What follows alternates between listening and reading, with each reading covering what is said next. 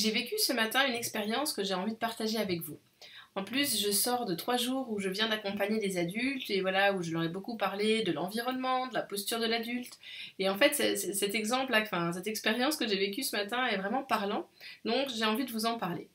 Ce matin, ma fille, qui a 9 ans, bientôt 9 ans et demi, commence à dessiner des petites robes, des petites tenues, enfin voilà, à dessiner et à découper des petits habits, à écrire des prix, à mettre une petite affiche avec le nom d'un magasin.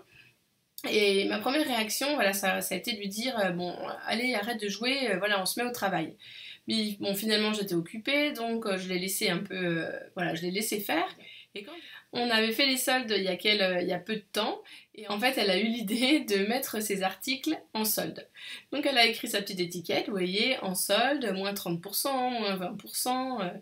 Il n'y avait pas de moins 50. Alors, je comprends pas parce que nous, on achète toujours quand c'est soldé à moins 50, mais là, il y avait des moins 20, des moins 30. Et donc, moi, j'ai fait la cliente, et quand je suis arrivée, voilà, je fais ça sous forme de jeu. Enfin, voilà, on fait comme dans un vrai magasin. J'achète des tenues. Et en fait, j'avais choisi, donc vous voyez, ce petit ensemble noir et ce petit ensemble rose. Et donc, il y en avait un à moins 20, un à moins 30. Et du coup, sa première réaction, c'était de me dire, bon, bah, je te fais moins 50. Voilà, logique.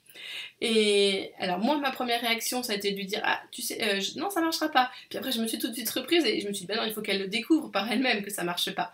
Alors j'ai rattrapé le coup et je lui ai dit, bah tu sais, on va vérifier. Donc on a pris le temps, enfin, on a additionné les deux prix et on a appliqué 50%. Et ensuite, j'ai dit, bah maintenant on va comparer, on va faire le premier prix moins 20%, le deuxième prix moins 30%, et du coup, voilà, ça nous a permis vraiment de faire la différence et de voir que c'était pas possible, on pouvait pas additionner des pourcentages.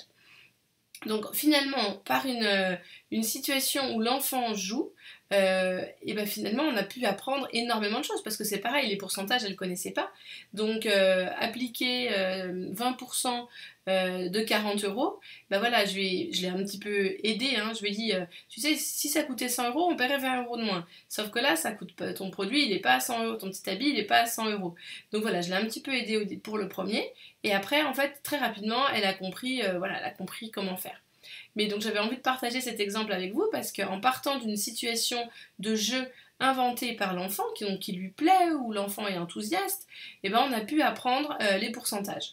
Et du coup aussi après, bon ça elle savait déjà le faire, mais je la paye, elle me rend la monnaie, enfin voilà. Donc ça peut être très intéressant d'avoir un plateau avec des billets et des pièces. Alors, les billets, évidemment, c'est des billets, enfin, c'est des jeux, hein, c'est pas des vrais billets.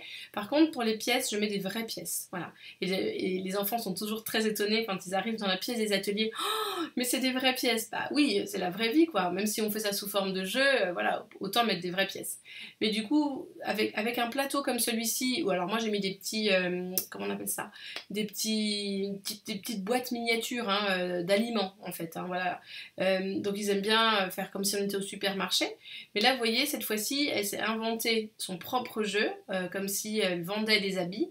Et donc voilà, par le jeu, elle a pu apprendre des nouvelles choses.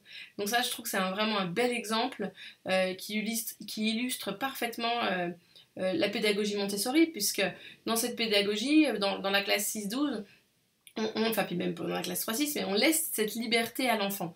Et quand on lui laisse cette liberté, ben, il va pouvoir être créatif et nous on va repartir de ça pour du coup lui apprendre quelque chose derrière. Si je lui avais juste dit assieds-toi, aujourd'hui nous allons apprendre les pourcentages, bah voilà, ça aurait été complètement ça n'avait pas de sens, c'était pas dans le contexte, alors que là c'était vraiment dans le contexte, donc j'ai pu rebondir sur son jeu, sur son envie.